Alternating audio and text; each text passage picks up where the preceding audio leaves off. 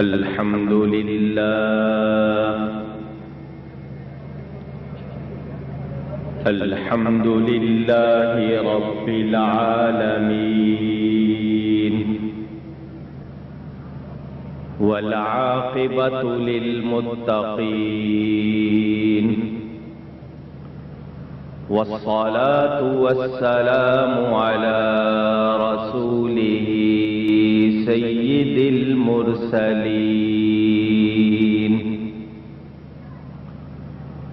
رحمة للعالمين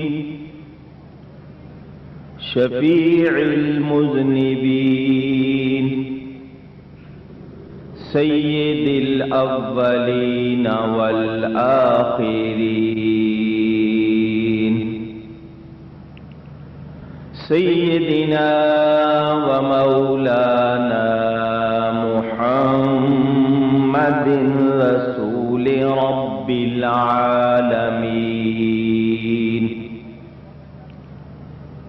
وعلى آله وصحبه أجمعين. أما بعد فأعوذ بالله من الشيطان الرجيم. بسم الله الرحمن الرحيم.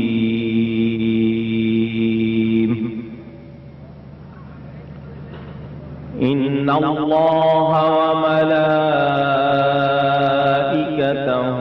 يصلون على النبي يا أيها الذين آمنوا صلوا عليه وسلموا تسليما. صدق اللہ العلی العظیم. محبت کے ساتھ ایک مرتبہ درشی پڑھ لیجئے. اللہم صلی علی سیدنا و مولانا محمد معدن الجود والکرم وآلہ وصحبہ وبارک وسلم. الصلاة والسلام علیک یا رسول اللہ. الصلاة والسلام عليك يا حبيب الله. الصلاة والسلام عليك يا رحمة للعالمين وعلى آلك وأصحابك يا شفيع المذنبين.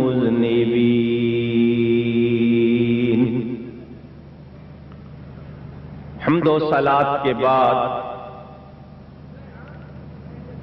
قرآن کریم کی وہ آیہ کریمہ آپ حضرات کے سامنے تلاوت کرنے کا شرف حاصل کیا ہے جس کو آیت درود و سلام کہتے ہیں، اور میرا موضوع بھی آج درود و سلام ہے. جو مسئلہ پوچھا گیا ہے وہ بھی بیان کروں گا انشاءاللہ، اور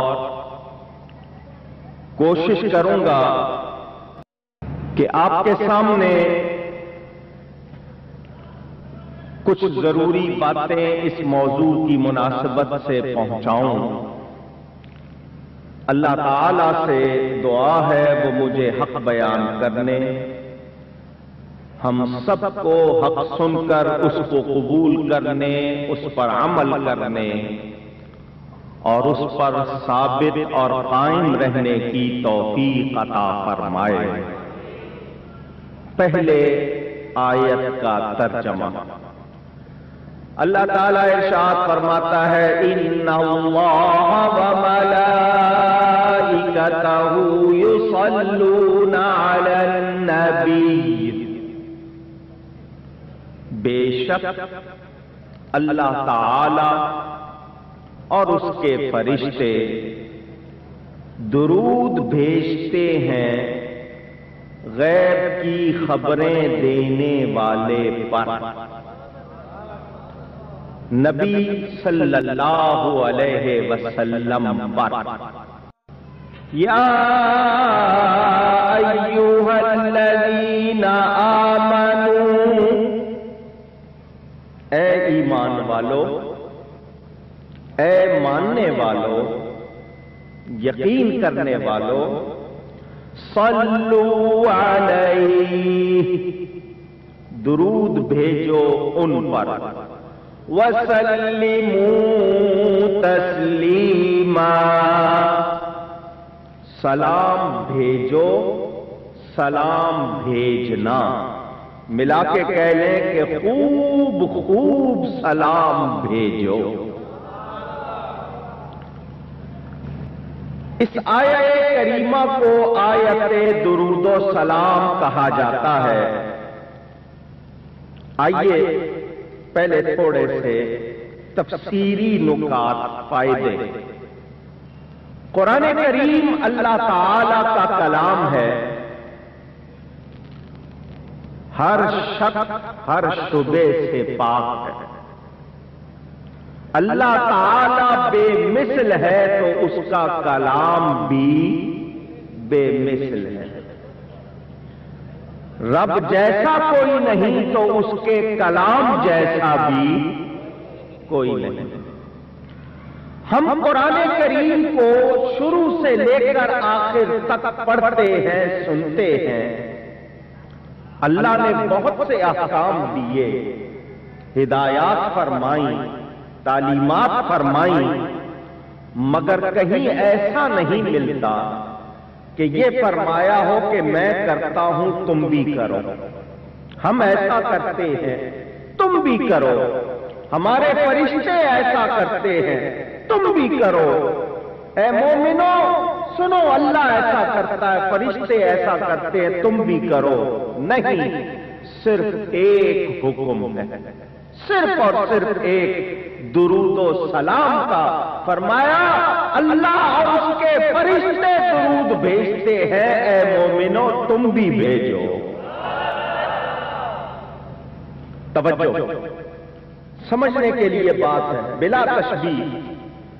بادشاہ ہو اور وہ اپنی رعایا پر کسی بات کی اہمیت ظاہر کرنا چاہے تو کہتا ہے تم بھی ایسا کرو۔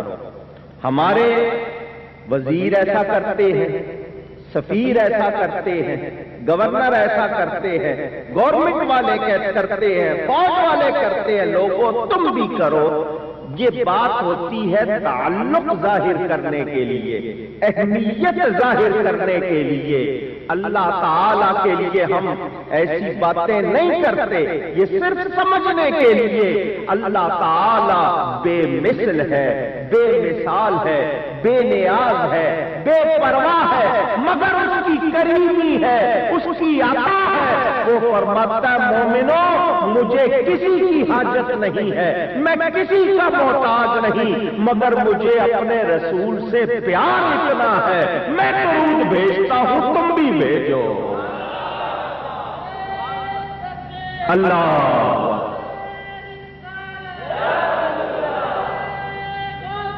اللہ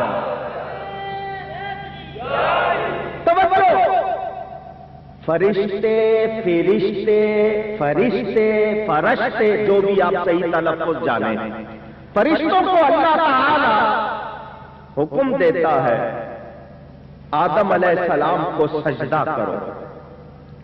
اللہ تعالی نے آدم علیہ السلام کو جو بزرگی، جو شرف عطا فرمایا تھا، فرشتوں کو حکم دیتے وقت یہ نہیں فرمایا فرشتوں میں بھی کر رہا ہوں تم بھی کرو، نہیں، بلکہ فرمایا تم کرو۔ اس میں اللہ تعالی خود شامل نہیں۔ یہاں حکم دینے سے پہلے اللہ خود فرما رہا ہے اے ایمان والوں جس کام کے لیے تمہیں کہہ رہا ہوں جان لو یہ وہ کام ہے جو میں خود کرتا ہوں۔ توجہ، پہلے اللہ تعالی نے خبر دی، اللہ درود بھیجتا ہے، پھر خبر دی اس کے فرشتے درود بھیجتے ہیں، تو اللہ تعالی کی ذات کتنی عظمت والی ہے، ہمارے لفظ کم پڑ جاتے ہیں، بیان ہو سکتا نہیں۔ تو اللہ تعالی سے جو تشریف، جو تکریم صادر ہوتی ہے، جو اللہ کی ذات سے جو بات ظاہر ہوتی ہے، وہ اس سے بڑھ کر ہے جو فرشتوں کے ساتھ معاملہ ہے۔ فرشتے اللہ کی مخلوق ہے، اللہ خالق ہے، اللہ کا فعل اللہ کی شان کے مطابق ہم اس کی عظمت کا اندازہ نہیں کر سکتے۔ تو جب فرشتوں سے جو بات ظاہر ہوئی، فرشتوں نے حضرت آدم کو سجدہ کیا، اللہ نے اس میں شمولیت نہیں کی۔ یہ نہیں کہ فرشتوں نے جو کام کیا میں اس میں شامل تھا، نہیں، وہ آدم کا مسئلہ تھا، یہ آدم کی جان پیارے مصطفیٰ کا مسئلہ ہے۔ سنو، وہ صرف فرشتوں نے کیا تھا کہ میں رب ہو کر خود کر رہا ہوں۔ سمجھ آئیے بات آپ؟ سنیں، سب جانتے ہیں کہ اللہ تعالی غنی ہے۔ اللہ تعالی اگر کہیں گے نا تو ذرا سردی بھی دور ہو جائے گی، ذرا محفل میں رنگ بھی آئے گا۔ کہہ دیجئے اللہ تعالی غنی ہے۔ غنی کے معنی بے پرواہ، کسی کی اس کو ضرورت حاجت نہیں، مجبور بھی نہیں، معذور بھی نہیں ہے۔ یہ لفظ اس کے لیے ہم کہہ بھی سکتے نہیں، صرف سمجھنے کے لیے بات کر رہے ہیں۔ وہ پھر بھی اپنے محبوب صلی اللہ علیہ وسلم پر درود بھیجتا ہے۔ تو جب ایک ایمان والے کو پتا چلے کہ نماز اللہ کی عبادت، روزہ اللہ کی عبادت، زکات اللہ کی عبادت، حج اللہ کی عبادت، صدقہ عبادت، خیرات عبادت، ایک لمبی فہرست ہے۔ اللہ نے نماز کا حکم دیتے وقت نہیں فرمایا نماز پڑھو میں پڑھتا ہوں، زکات دو میں دیتا ہوں، روزہ رکھو میں رکھتا ہوں، حج کرو میں کرتا ہوں، نہیں، صرف ایک بات ہے، فرمایا کہ درود و سلام وہ ہے تم کرو اس لیے کہ میں کرتا ہوں۔ اس سے آپ اندازہ کریں درود و سلام کی اہمیت کا، کہ جو محتاج نہیں جب وہ درود بھیج رہا ہے تو ہم محتاجوں کو کتنا بھیجنا چاہیے۔ توجہ، ذرا توجہ کیجئے گا، میں ایک بات آپ کو کہہ رہا ہوں، دھیان سے سنیے گا۔ آج ہم لوگ کسی بڑے شخص کے قریب ہونے کی کوشش کرتے ہیں، مشہور آدمی ہو، اس کا نام ہو، جگہ جگہ اس کا چرچا ہو، تو کہتے ہیں کسی طرح اس کے قریب ہو جائیں، دوست بن جائے، اس کی جان پہچان میں آ جائے، تاکہ کہہ سکے ارے ہم فلاں کے ملنے والے۔ جتنا اس کا عہدہ بڑھتا جائے گا اتنا اور شوق بڑھتا جائے گا۔ عام طور پر ایمان والے تو صرف انہی سے ملیں گے نا جو اللہ سے قریب ہے، جو رسول سے قریب۔ لیکن ایک عام بات کر رہا ہوں، کوئی وزیر بن جائے، کہتے ہیں یار ذرا چلے ملے، شاید ہو سکتا ہے کہ کام بن جائے، اور زیادہ ہوگا وزیر اعظم بن جائے، صدر بن جائے، لوگ کہتے ہیں دوست بن جائیں۔ سنو، میں ایک بات کرنے لگا ہوں، آپ دنیا میں 4 دن کے لیے کسی کے قریب ہونے کے لیے کتنی محنت کرتے ہو؟ پیسہ خرچ کرنا پڑے کرتے ہو، آپ کو وقت خرچ کرنا پڑے کرتے ہیں، قربانی دینی پڑے دیتے ہیں، تکلیف اٹھانی پڑے اٹھاتے ہیں، پھر بھی آپ کو پتا نہیں کہ قریب ہو سکے ہیں یا نہیں، اور 2 دن کے لیے ہوئے، تیسرے دن وہ نہ قریب کرے، گارنٹی نہیں۔ مگر درود و سلام وہ ہے، اللہ نے فرمایا میں کرتا ہوں۔ کیا مطلب کہ تم اگر میرے قریب ہونا چاہتے ہو تو میں بتا رہا ہوں کون سا کام میں کرتا ہوں، یہ کرنے لگ جاؤ، میرے قریب ہو جاؤ گے۔ اللہ اکبر۔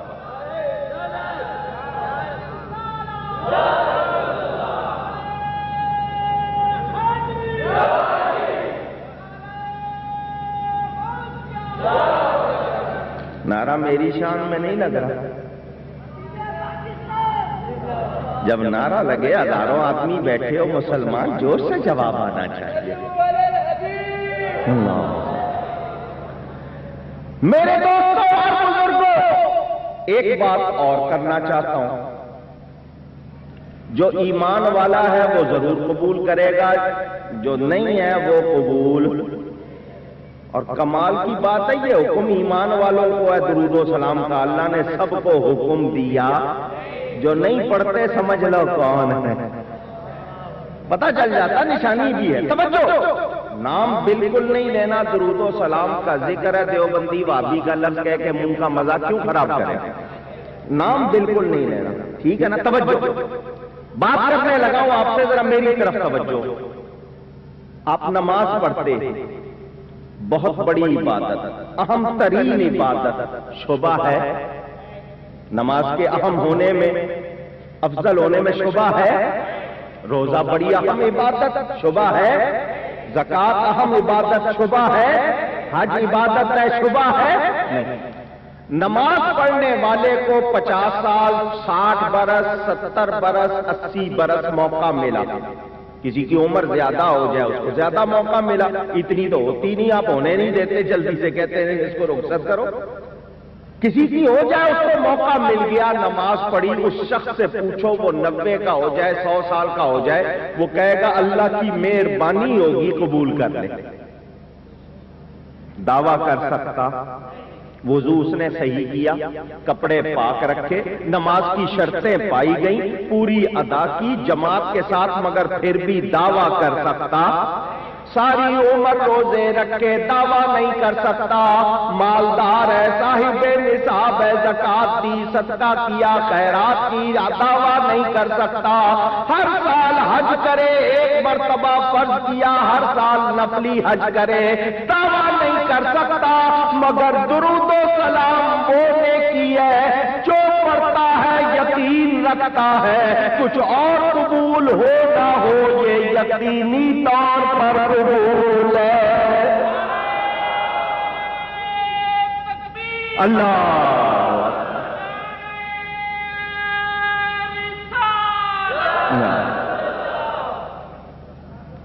میرے دوستوں اور بزرگوں، یہ وہ وظیفہ ہے کہ وظیفہ ربانی کہو اسے۔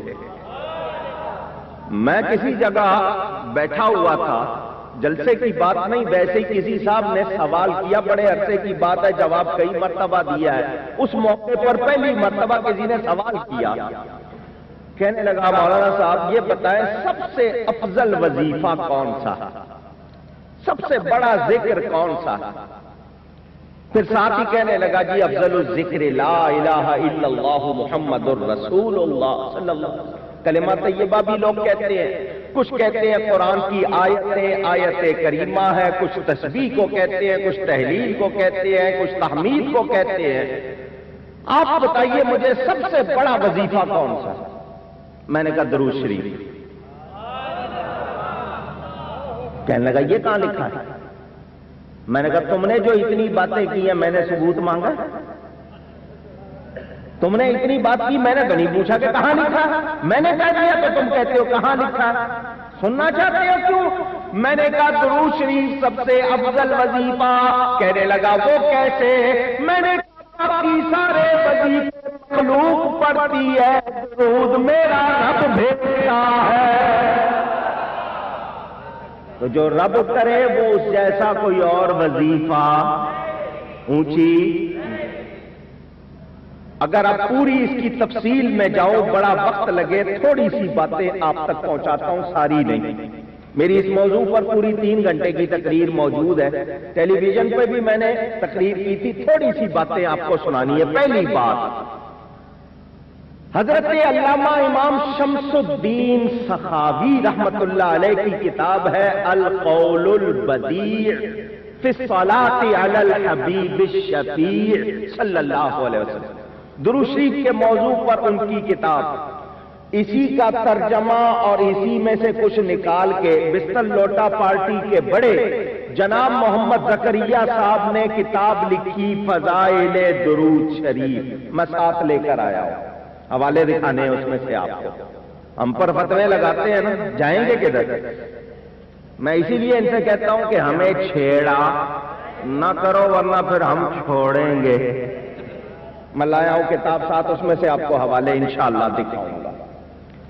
وہ اپنی کتاب القول البدیع میں لکھتے ہیں کہ یہ آیت درود و سلام مدنی ہے، اور اس کا مقصد یہ ہے کہ اللہ تعالی اپنے بندوں کو اپنے نبی صلی اللہ علیہ وسلم کی وہ قدر، وہ منزلت، وہ شان بتا رہا ہے جو ملائے اعلیٰ میں، وہ مقرب فرشتے، ان میں اللہ کے حضور ہے کہ وہ ملائکہ مقربین میں اللہ کے جو بہت قریب فرشتے ہیں، ان میں اللہ تعالی اپنے حبیب کی تعریف کر رہا ہے۔ پتہ چل جائے اللہ نے درود و سلام کیوں بھیجا، تاکہ مخلوق کو معلوم ہو جائے کہ میری بارگاہ میں جو درجہ میرے حبیب کا ہے وہ کسی اور کا۔ ایک بات اور کروں، سنیں گے؟ جس کو پسند آئے رکھ لے، ورنہ واپس کر دے۔ دھیان سے توجہ۔ اللہ تعالی نے فرشتوں کو حکم دیا آدم علیہ السلام کو سجدہ کرو، سارے فرشتے جھک گئے، ایک اپنے آپ کو ملا کہنے والا اکڑ گیا، الا ابلیس، قرآن میں ابا واستکبر، اس نے تکبر کیا، اس نے سجدہ نہیں کیا۔ باقی سارے فرشتے جھک گئے سجدے پہ۔ جتنے جھک گئے وہ فرشتے تھے۔ یہ اپنے آپ کو فرشتوں کا استاد خود کہتا تھا نہیں، خود اپنے آپ کو کہتا تھا ان کا استاد۔ یہ نہ سمجھ لینا کہ استاد بنایا گیا تھا یہ تھا، نہیں، اپنے آپ کو معلم الملکوت فرشتوں کا استاد کہتا تھا۔ اس نے سجدہ نہیں۔ اللہ نے فرمایا تجھے کیا ہو گیا، تو نے کیوں نہیں سجدہ کیا؟ کہنے لگا میں اس سے بہتر ہوں، تو نے اس کو مٹی سے، مجھے آگ سے پیدا کیا ہے، میں اعلیٰ ہو کر ادنا کو کیوں سجدہ کروں؟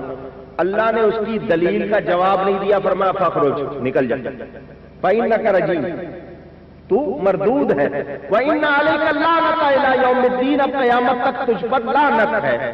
توجہ، جو بات کرنی ہے وہ یہ، آدم علیہ السلام کی تعظیم کے لیے اللہ نے حکم دیا سجدے کا، ٹھیک ہے؟ اپنے حبیب صلی اللہ علیہ وسلم کی تعظیم کے لیے حکم دیا درود و سلام کا۔ جس نے آدم علیہ السلام کی تعظیم نہیں کی وہ کون ہو گیا؟ شیطان۔ کون ہو گیا؟ اونچی کہہ دیں، توجہ سے۔ حالانکہ اس تعظیم میں اللہ شامل نہیں تھا، اللہ نے حکم دیا حضرت آدم کی تعظیم کا، جس نے وہ نہیں کی اللہ اس میں شامل نہیں۔ اللہ تعالیٰ نے اس شخص کو جس نے وہ تعظیم نہیں کی شیطان بنا دیا۔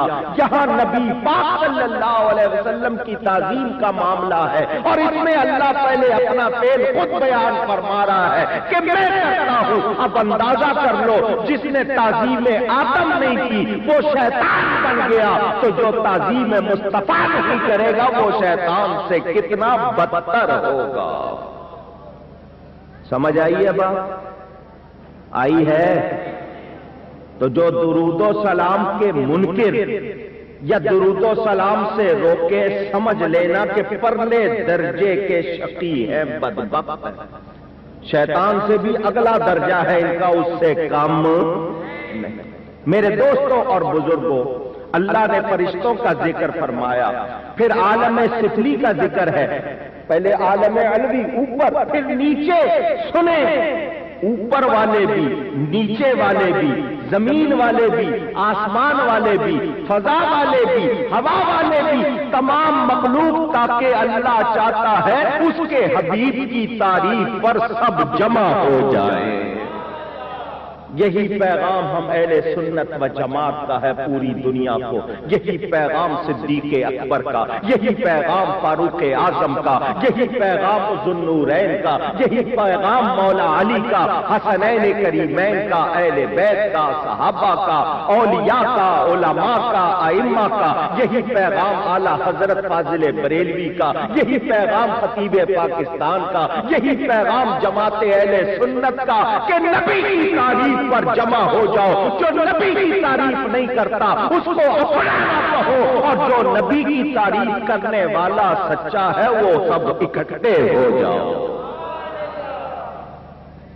اور جمع کرنے والی چیز کون سی ہے؟ درود و سلام.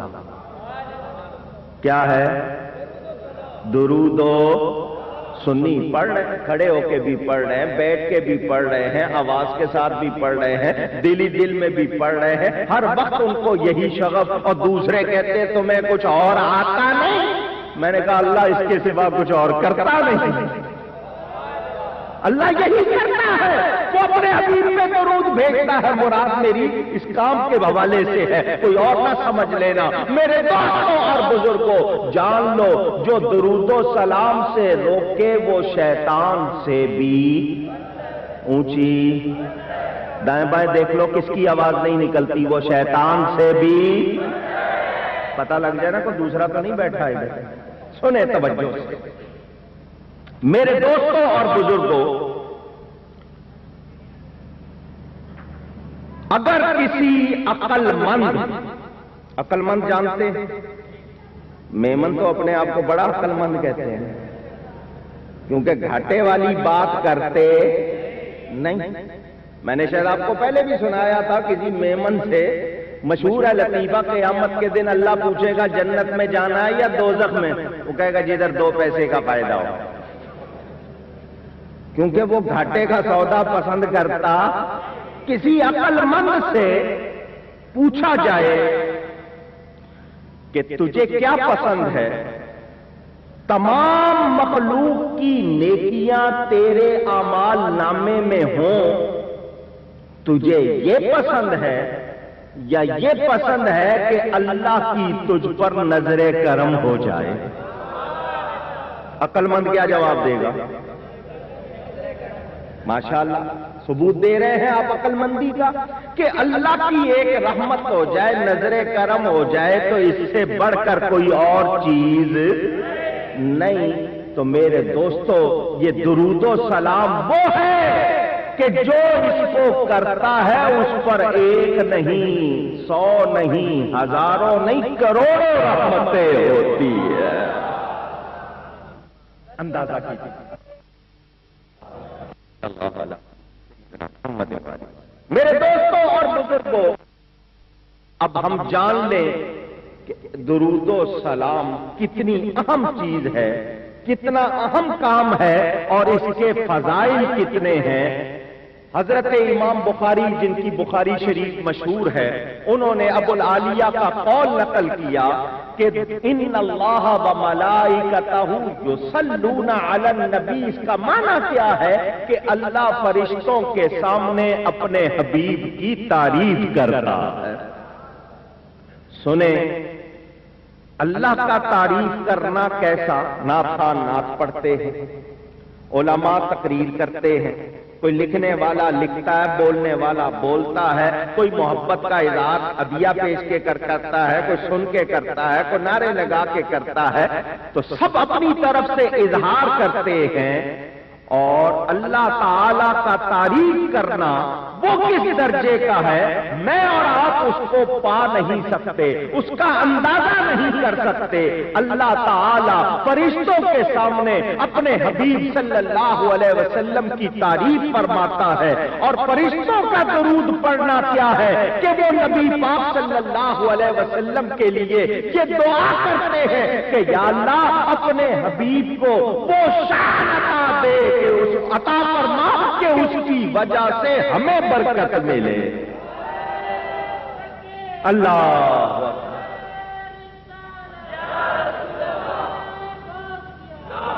یاد رکھنا، کوئی مخلوق میرے نبی کا درجہ نہیں بڑھاتی، بلکہ ہم لوگ اذان کے بعد بھی دعا کرتے ہیں یا اللہ اپنے حبیب کو مقام وسیلہ عطا فرما. تو ہمارے کہنے سے ان کو مقام وسیلہ نہیں ملے گا، بلکہ ہوتا کیا ہے اسی طرح فرشتے درود بھیجتے ہیں تو فرشتے میرے نبی کی شان میں اضافہ نہیں کرتے، بلکہ فرشتوں کا درود بھیجنا میرا آپ کا ان کے لیے مقام وسیلہ کی دعا کرنا یہ خود اپنی جھولی بھرنے کے لیے ہے.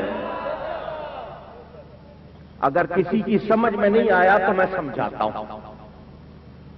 آپ کے کسی پیارے کو کوئی درجہ مل جائے تو فائدہ آپ کو ہوگا یا نہیں ہوگا؟ میں نے پیارا کہا ہے، تو جب پیارا کوئی ہوگا تو وہ آپ کا خیال ضرور رکھے گا، اس کو درجہ ملے گا تو آپ کو فائدہ ہوگا. ہم دعا کرتے ہیں یا اللہ اپنے حبیب کو مقام وسیلہ جو جنت کا ایک خاص مقام ہے، اور نبی پاک فرماتے ہیں وہ ایک ہی بندے کو ملے گا اور مجھے امید ہے کہ وہ میں ہوں. ہم کہتے ہیں یا اللہ تو ان کو وہ مقام جس کا تو نے ان سے وعدہ کیا ہے ان کو عطا فرما.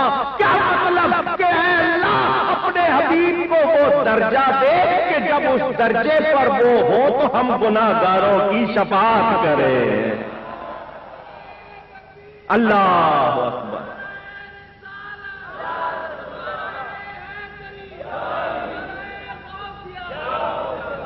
تفسیر جلالین کا حاشیہ اٹھا کر دیکھے، عارف سعدی جو بڑے مشہور ہیں علماء ان کو جانتے ہیں، وہ فرماتے ہیں اس آیت میں دلیل ہے کہ اللہ تعالی کی مخلوق میں نبی پاک صلی اللہ علیہ وسلم جیسا کوئی اور اونچی، جو مانتے ہیں وہ کہے دوسرا نہیں، میرے نبی جیسا مخلوق میں افضل کوئی اور. تو اعلیٰ حضرت سچی تو کہتے ہیں، ہم اعلیٰ حضرت کو مانتے کیوں ہیں؟ ان کی لکھی ہوئی نعتیں پڑھتے کیوں ہیں؟ اس لیے کہ وہ قرآن حدیث کی ترجمانی کرتے ہیں. انہوں نے سچ کہا. ہر سنی کہتا ہے، کہتا آیا، کہتا رہے گا، سب سے اولا اعلیٰ ہمارا نبی. ذرا محبت سے جھوم جھوم کے سب سے اولا اعلیٰ ہمارا نبی، سب سے بالا والا ہمارا نبی صلی اللہ علیہ وسلم. اولا کہتے ہیں مقرب کو، اعلیٰ کہتے ہیں اونچے کو، اچھے کو، بہتر کو. تو نبی پاک جیسا اللہ کی مخلوق میں کوئی اور اونچی. اب ایک بات اور سن لیجئے، اللہ کی رحمت نبی پاک کی تعظیم کے ساتھ ملی ہوئی ہے. اللہ کی رحمت نبی کریم صلی اللہ علیہ وسلم کی تعظیم کے ساتھ ملی ہوئی. وہ رحمت جس کو ہم کہہ رہے کہ یا اللہ وہ رحمت عطا فرما، تو یوں نبی پاک صلی اللہ علیہ وسلم کی رحمت اللہ کریم کی رحمت کے تابع ہو کر ہر شے کو شامل ہے. اب جس کو اللہ کی رحمت لینی ہے وہ نبی کی تعظیم کر لے. جو نبی کی تعظیم نہیں کرے گا اس کو رحمت مل سکتی بھلے ماتھے رگڑ رگڑ کے شامی کباب بنا لے.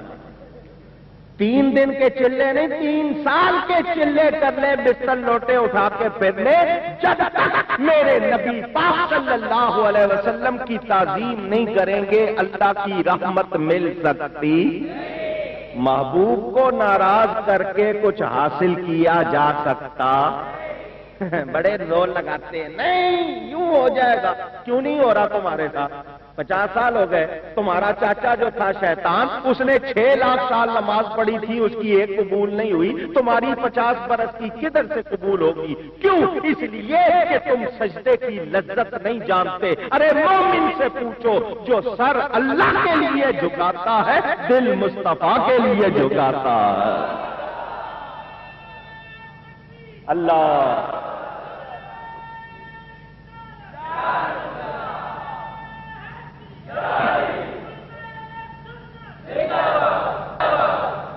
امام فخر الدین رازی 6 صدی ہجری کے بڑے مشہور امام اور عالم گزرے ہیں.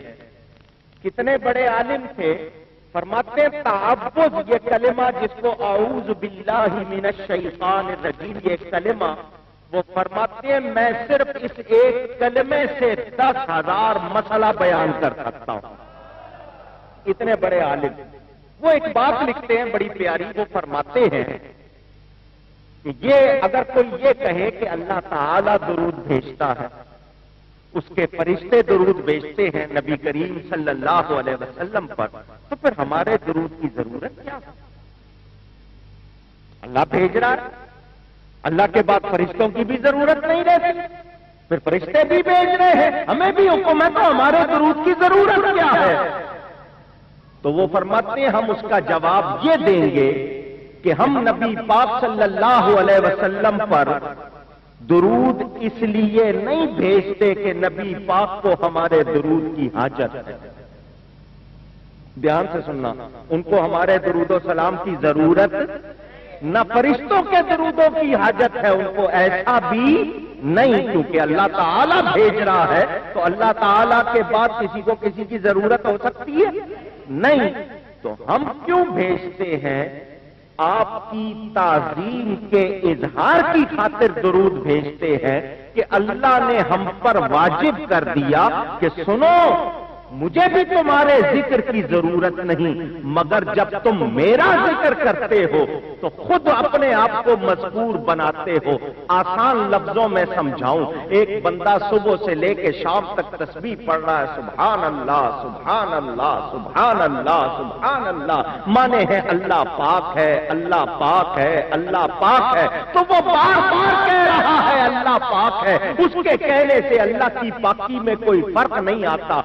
کما کان، اللہ جیسے ہے ویسے تھا، جیسے تھا ویسے ہے، اس کی کوئی ابتدا نہیں، اس کی کوئی انتہا نہیں۔ ہمارے پاک کہنے سے اس کی پاکی میں کوئی اضافہ نہیں ہوتا، ہم نہ کہیں تو کوئی کمی نہیں ہوتی، ہم تو اس کی پاکی کی شان کو جان بھی نہیں سکتے، پھر بار بار کہہ رہے سبحان اللہ سبحان اللہ۔ تو ہوتا کیا ہے؟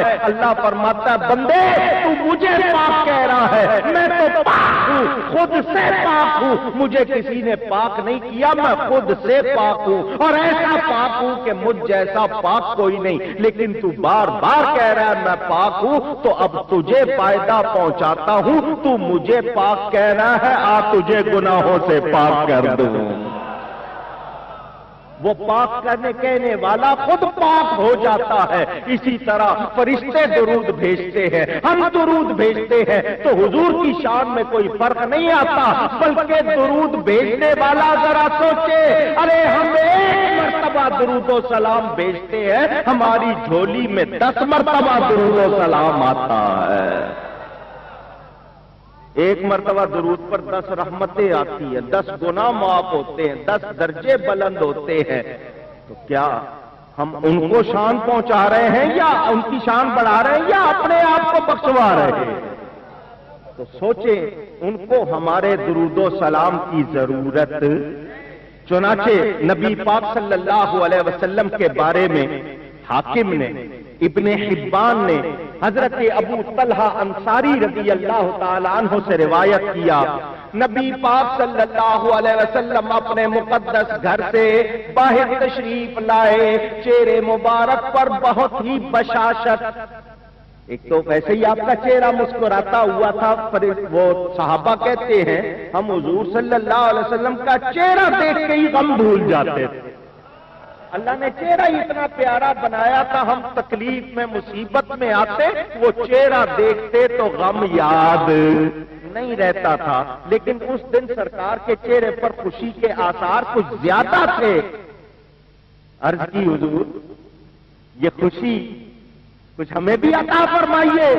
فرمایا میرے پاس جبریل امین علیہ السلام آئے اور کہا اللہ تعالیٰ فرماتا ہے اے میرے حبیب کیا آپ اس بات پر راضی نہیں کہ جو آپ پر 1 مرتبہ درود بھیجے میں اس پر 10 مرتبہ سلام اور رحمت بھیجوں؟ ایک بات کرنے دینا مجھے، اللہ کیا فرما رہا ہے جبریل کے ذریعے، محبوب کیا اس بات پہ راضی نہیں جو آپ پر درود بھیجے 1 مرتبہ میں اس پر 10 مرتبہ سلام اور رحمت بھیجوں؟ پتا چلا میرے نبی پاک اتنے خوش کیوں ہیں کہ غلاموں کا بھلا ہو رہا ہے۔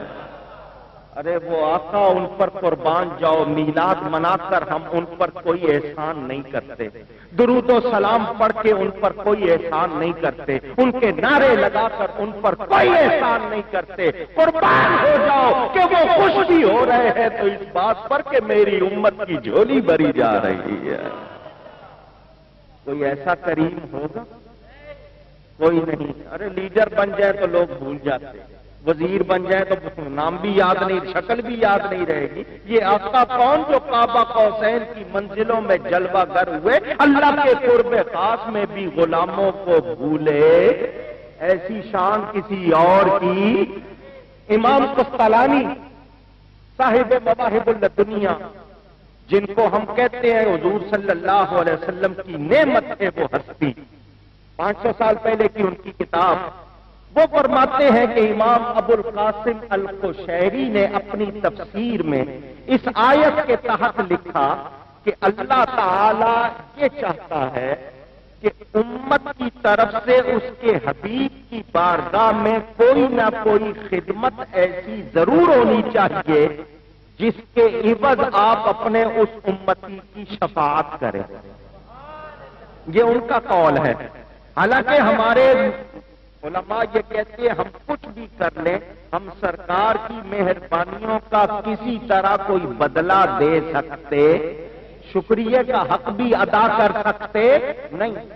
تو کوئی خدمت ایسی ہونی چاہیے تھی، تو ہم تو وہ خدمت کر نہیں سکتے تھے، ہماری کوئی ایسی چیز نہیں تھی جو اس کا بدل ہوتی۔ اللہ تعالیٰ نے خود ہی مہربانی فرما دی، وہ کام جو اللہ خود کرتا ہے، اللہ نے فرما دیا میرے بندو تم بھی کر لو تاکہ میرے حبیب کا کچھ نہ کچھ خدمت گزاری کا حق ادا ہو جائے، کچھ نہ کچھ پورا نہیں۔ امام غزالی رحمت اللہ علیہ فرماتے ہیں کہ نبی پاک صلی اللہ علیہ وسلم پر ہم جو درود بھیجتے ہیں تو کیا مطلب کہ اللہ کی بارگاہ میں عرض کرتے ہیں یا اللہ تیری نعمتوں کی قسموں کا شمار نہیں، عزتیں کتنی ہیں ہم جانتے نہیں، ہر قسم کی نعمت ہر عزت کی بارش اپنے نبی پر فرما، ہمارا درود پڑھنا گویا التجا ہے کہ نبی پاک کو وہ عزت عطا فرما جس سے ہم غلاموں کا بھلا ہو جائے۔ اب آپ کو یہاں پر ایک بات سناؤں گا تو سمجھ آئے گی، بات ابھی پوری نہیں سمجھ آئی۔ قرآن پڑھنے والے ایک دعا پڑھتے ہیں، حضرت ابراہیم علیہ السلام کی دعا قرآن میں، ربنا وبعث فیہم رسولا۔ حضرت ابراہیم علیہ السلام نے اللہ کے حکم سے کعبہ بنایا، کعبہ بنا کر یہ فرمائش کر دی یا اللہ کعبہ میں نے بنا دیا ہے، بسانے والا رسول تو بھیج دے۔ فرمائش کر دی، تمنائی ہو گئے۔ ذرا توجہ سے نیو دھورا جی والوں مجھے بتاؤ، حضرت ابراہیم علیہ السلام اگر یہ تمنا نہ کرتے تو کیا نبی پاک نہیں آتے؟ نبی پاک صلی اللہ علیہ وسلم نے آنا تھا۔ اگر حضور صلی اللہ علیہ وسلم نے نہ آنا ہوتا تو حضرت ابراہیم ہوتے بھی، یہ کائنات ہوتی بھی، کعبہ ہوتا بھی، بلکہ رب رب ہو کر ظاہر نہ ہوتا۔ حضرت ابراہیم بن گئے تمنائی، تو اب انہوں نے کی تمنا، تو سنو تمنا کرنے کا بدلہ کیا ملتا ہے۔ حضرت ابراہیم علیہ السلام دعا کرتے ہیں یا اللہ اپنی شان والا، وہ شان والا رسول ان میں بھیج دے، میں نے یہاں اپنی کچھ اولاد بسا دی ہے، ان میں بھیج دے۔ وہ تمنائی بن گئے۔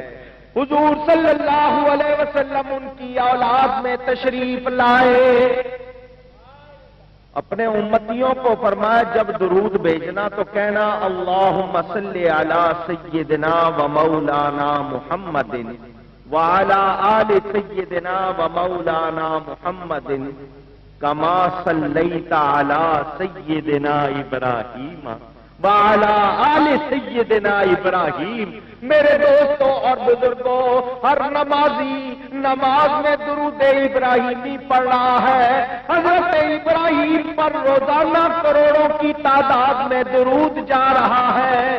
ذرا ان کی روح سے پوچھو، وہ بھی کہتے ہوں گے کملی والے آقا تیرے قربان جاؤں، میں نے تو ایک بار تمنا کی، تو نے روزانہ کروڑوں درود بھجوا دیے۔ اللہ اکبر.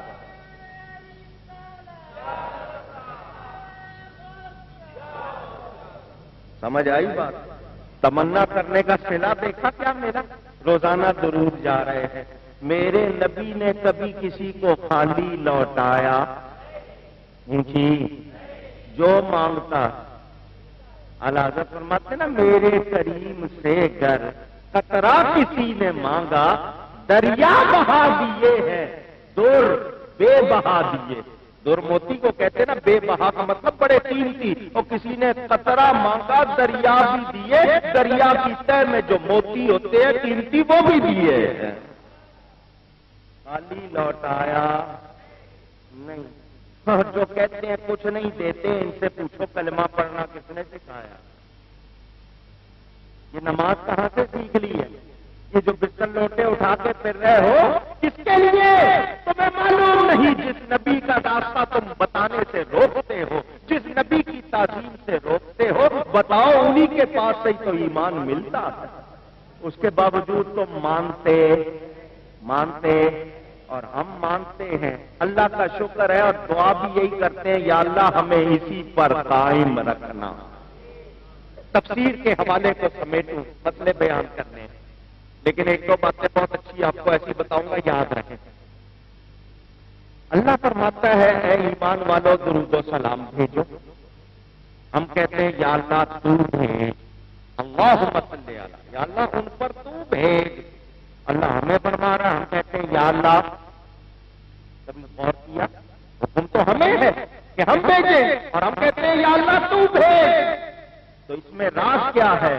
اس لیے کہ نبی پاک صلی اللہ علیہ وسلم کو اللہ نے پاک پیدا کیا. کیسا پیدا کیا ہے؟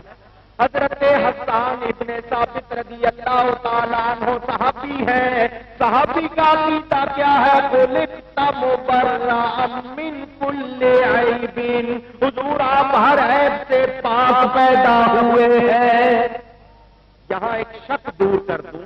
کوئی کہے گا بے عیب ذات تو اللہ کی، پاک ذات تو اللہ کی. جب نبی کو بھی بے عیب اور پاک کہہ دیا تو پھر شرک اور کس بیماری کا نام ہے؟ تو آپ کے ذہن میں آنے والا شبہ بھی دور کر دوں. اللہ بے عیب ہے ذاتی طور پر، اللہ پاک ہے ذاتی طور پر. میرے نبی پاک صلی اللہ علیہ وسلم کو اللہ نے بے عیب بنایا ہے، پاک بنایا ہے. ذاتی طور پر کمال والا ہونا اور بات ہے، کسی کو عطا کیا جانا اور بات ہے. اللہ بے عیب ہے خدا ہو کر، نبی بے عیب ہے مصطفیٰ ہو کر. اب برابری نہیں، جب برابری نہیں تو پھر شرک بھی نہیں. یہ ذہن میں رکھنا.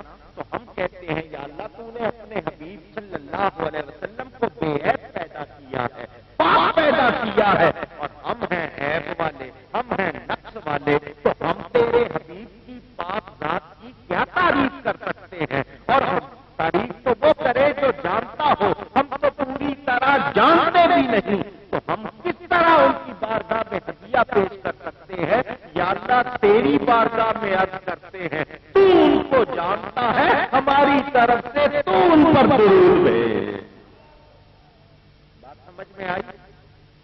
اسی کو علامہ نیشا پوری نے اپنی کتاب اللطائف الحکم میں اس میں بھی لکھا. میں اس کی تفصیل میں نہیں جاتا، آپ کو مختصراً بتا رہا ہوں. آگے چلیے. ان اللہ و ملائکتہ فرمایا، ان الرحمن نہیں فرمایا، ان الرب نہیں فرمایا، ان الرحیم نہیں فرمایا، ان اللہ فرمایا. اگر کسی صفت کا ذکر ہوتا لوگ کہتے صرف اسی کی وجہ سے. اور اللہ تعالیٰ اس میں ذات ہے اور صفت بغیر ذات کے نہیں ہوتی. مطلب کہ اللہ درود بھیج رہا ہے جو تمام صفات والا ہے. اگر صرف صفت کا بیان ہوتا تو صرف اس صفت کے حوالے سے بات ہوتی. یہاں ذات کا بیان اور ذات میں ہر صفت ہے. پتہ چلا اللہ تعالیٰ اپنی ذات و صفات اور ہر کمال کے ساتھ اپنے حبیب پر رحمت فرما رہا ہے. یہ بات بھی آپ کو بتائی. آگے چلے. ہم یہ بھی جانتے ہیں کہ اللہ کے فعل کی کوئی ابتدا کہی جا سکتی. ایک بچے کی تاریخ پیدائش بھی معلوم، جب وہ بوڑھا ہو جاتا ہے بہت سے لوگوں کو تاریخ وفات بھی معلوم، اس کی کوئی ابتدا بھی کوئی انتہا، درخت کہیں گے بیج کب ڈالا تھا، درخت کب بنا اب بتا سکتے ہیں، یہ ملک کب بنا بتا سکتے ہیں، زمین کی آپ کو کسی نہ کسی طرح سے کوئی اندازہ لگ سکتا ہے۔ اللہ تعالی کی کوئی ابتدا نہیں، وہ اول ہے بغیر ابتدا کے، وہ آخر ہے بغیر انتہا کے۔ اگر ابتدا انتہا بتائے تو محدود ہو جائے گا، اور اللہ کے لیے ایسا سوچا نہیں جا سکتا۔ سمجھ آیا؟ اس کی کوئی ابتدا نہیں، اس کی کوئی انتہا۔ اونچی بات سننا ذرا دھیان سے، میں دو جملے کہہ رہا ہوں توجہ سے۔ اس کائنات پر وہ وقت آ سکتا ہے کہ اللہ کا نام لینے والا کوئی نہ ہو، وہ وقت آ سکتا ہے کہ اللہ کا نام لینے والا، مگر وہ وقت کبھی نہیں آ سکتا کہ نبی پر درود بھیجنے والا کوئی نہ ہو۔ آپ لوگ پریشان ہو جائیں گے، میں جواب دیتا ہوں۔ میں نے کیا کہا؟ وہ وقت آ سکتا ہے کہ کوئی اللہ کا نام لینے والا نہ ہو، مگر وہ وقت کبھی نہیں آ سکتا کہ اللہ کے حبیب پر درود بھیجنے والا کوئی نہ ہو۔ کیوں؟ کہ مخلوق فنا ہوگی، اللہ کے لیے فنا کا کوئی تصور، مخلوق ہی اللہ کو یاد کرتی ہے، اور مخلوق فنا ہو سکتی ہے، ختم ہو سکتی ہے، لیکن اللہ کے لیے ایسا سوچا جا سکتا بھی تمام مخلوق فنا ہو جائے، اللہ کا نام لینے والا کوئی نہ رہے، ایسا وقت تو آ سکتا ہے، مگر اللہ ہے جب کوئی نہیں تھا اللہ تھا، جب کوئی نہیں ہوگا اللہ ہوگا، اور اللہ کا فعل اللہ کے ساتھ، نہ اس کی کوئی ابتدا نہ اس کی کوئی انتہا۔ تو مجھے کہنے دو، کائنات نہیں تھی اللہ تھا، کائنات نہیں ہوگی اللہ ہوگا، جب کچھ نہیں تھا اللہ تب بھی اپنے حبیب پہ درود بھیج رہا تھا، جب کچھ نہیں ہوگا اللہ تب بھی اپنے نبی پہ درود بھیجے گا۔ یہ وہ سلسلہ ہے جو رک سکتا، ختم ہو سکتا۔ آپ دیکھیں نا، آج بھی پوری دنیا پھر لیں، جگہ جگہ چلے جائیں، پوری دنیا گول کیوں بنائی ہے؟ ٹائم کا فرق کیوں رکھا؟ کہیں کتنے منٹ کا، کہیں گھنٹے 2 گھنٹے، پوری دنیا میں یہ گلوبل ولیج، اس میں یہ گول کیوں بنائی، فرق کیوں؟ تاکہ اللہ چاہتا ہے ہر وقت کہیں نہ کہیں اس کے حبیب کا ذکر ہوتا رہے، یہ کائنات اسی نغمے سے معمور رہے۔ میرے دوستوں اور بزرگوں، اب آپ کو میں ایک بات ایسی سنا رہا ہوں، جنہوں نے پہلے سنی ہوئی ہے وہ ذہنوں میں تازہ کر لیں، جنہوں نے نہیں سنی ہے شاید ان کے لیے یہ بات ایسی ہوگی پھر کبھی نہیں بھولیں گے۔ توجہ، بڑے دھیان سے سننا، بڑی پیاری بات۔ ہر آدمی کے ساتھ کتنے فرشتے؟ اونچی، اگر کوئی زیادہ کر سکتا ہے تو بتائیں معلومات کے مطابق، ویسے نہیں کہ آپ 2 کے بعد 4 کہنا شروع کر دیں۔ کسی کو معلوم ہے اور کتنے ہو سکتے ہیں یا ہیں؟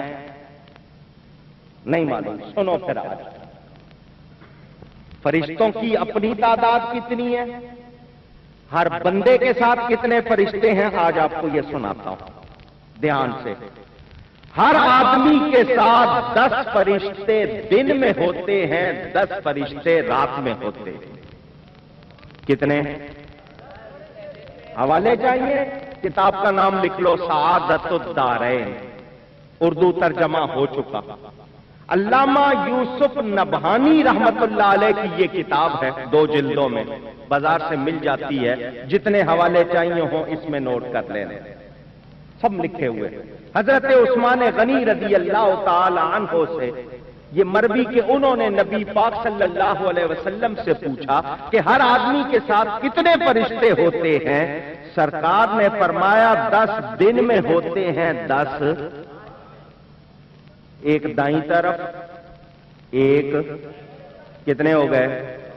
2 آگے اور پیچھے، کتنے ہو گئے؟ 2 ہونٹوں کے پاس۔ 2 فرشتے کہاں؟ اونچی، کیوں؟ ہونٹوں پہ ڈیوٹی کیوں ہے میں نہیں کہتا، مفسرین شارحین فرماتے ہیں ان کی ڈیوٹی ہونٹوں پر لگی اس لیے ہے کہ بندہ جب درود بھیجے وہ محفوظ کر لے۔ اور نعتیں پڑھنے والوں، سننے والوں، درود بھیجنے والوں، اپنے نصیبوں پہ ناز کرو۔ دو پہلوؤں پر، ایک اس کی پیشانی پکڑے ہوتا ہے، اگر بندہ عاجزی کرتا ہے تو وہ بلند کرتا ہے، تکبر کرتا ہے تو نیچے کر دیتا ہے، اور 10واں نیند کی حالت میں اس کے منہ میں سانپ کو جانے سے روکتا۔ کیونکہ بہت سے لوگ سوئے ہوتے ہیں نا، آنکھیں بند ہو جاتی ہیں، منہ کھل جاتا ہے، پھاٹک پورا کھل جاتا ہے، کوئی بھی چلا جائے، تو وہ فرشتے کی ڈیوٹی ہے کہ آپ کے منہ میں سانپ کو نہ جانے دے۔ یہ 10 اور سنیں، ایک روایت سنی، دوسری روایت، ہر بندے کے ساتھ 360 فرشتے ہوتے۔ کتنے؟ اونچی فیل نہ کروں تو پھر کہنا، دھیان سے سنیں۔ جہان بالا، جہان زیری، تحت الثرا سے لے کر عرش اولا تک کوئی گوشہ، ایک بال برابر جگہ ایسی نہیں جو فرشتوں سے خالی۔ لاؤ کوئی گننے والا، وہ جو امریکہ اپنے آپ کو سپر پاور کہتا ہے اس کو ذرا گن دے، بلکہ بکری کا ایک کان اس صدر بش کو دو، اسے کہ تو اس کو گن دے، ہم تجھے عراق پورا دے دیں گے، اور نہیں گن سکتا تو اپنا امریکہ واپس کر دے۔ صدام کو پکڑنے کی فوٹو دکھائی نا ٹی وی میں، تو جس کمرے سے اس کو پکڑا پیچھے درخت لگا ہوا ہے کھجور کا، اور کھجوروں کا خوشہ لٹک رہا ہے۔ دسمبر کے مہینے میں کہیں کھجوریں لٹکتی ہیں؟ انہوں نے ہم کو پاگل سمجھا ہوا ہے، باتیں بناتے ہیں آ کے۔ سنو دھیان سے، یہ فرشتے کون؟ یہ اللہ کے حکم کی خلاف ورزی کرتے، وہی کرتے جس کا ان کو حکم دیا جاتا ہے۔ وَيَفْعَلُونَ مَا يُؤْمَرُونَ قرآن میں فرشتے وہی کرتے ہیں جس کا ان کو، اونچی کہیے گا۔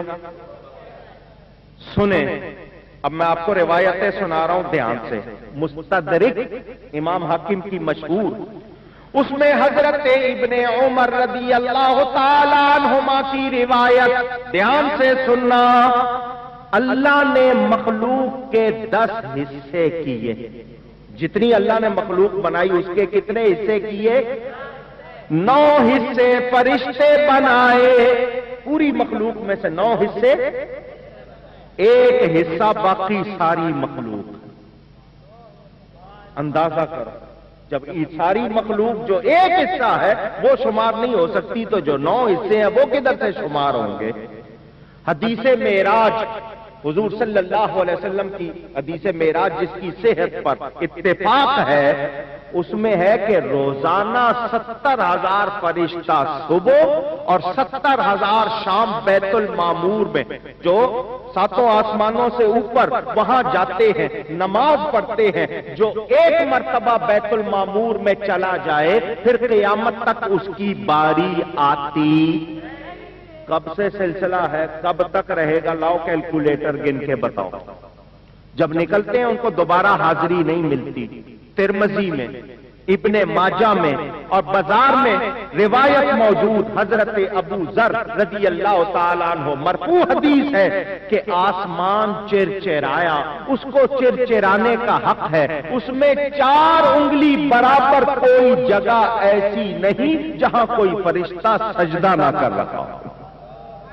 حدیث سنائی آپ کو طبرانی میں حضرت جابر اور ام المومنین رضی اللہ تعالی عنہما سے مرفوع حدیث کہ 7 آسمانوں میں ایسی کوئی جگہ نہیں، نہ قدم بھر، نہ بالشت بھر، نہ ہاتھ بھر، جس میں کوئی فرشتہ قیام، رکوع اور سجدہ کرنے والا نہ ہو۔ اور معلوم ہے کہ قرآن شریف کی روح سے جہاں کہیں بھی ہم دیکھے یہ لوگ ہیں وہاں پر مان لے، قرآن کریم بتا رہا ہے کیونکہ فرشتے درود بھیجتے ہیں، تو جہاں جہاں فرشتے ہیں وہ سب نبی پر درود بھیج رہے ہیں۔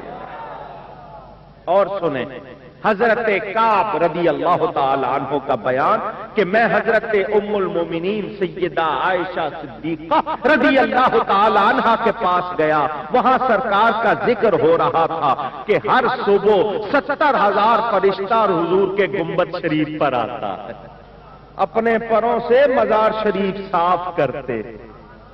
مولانا حسن رضا خان فرماتے ہیں نا، ملائک لگاتے ہیں آنکھوں میں اپنی، ملائک لگاتے ہیں آنکھوں سے اپنی، شب و روز خاک کے مزار مدینہ، شب و روز خاک کے مزار مدینہ۔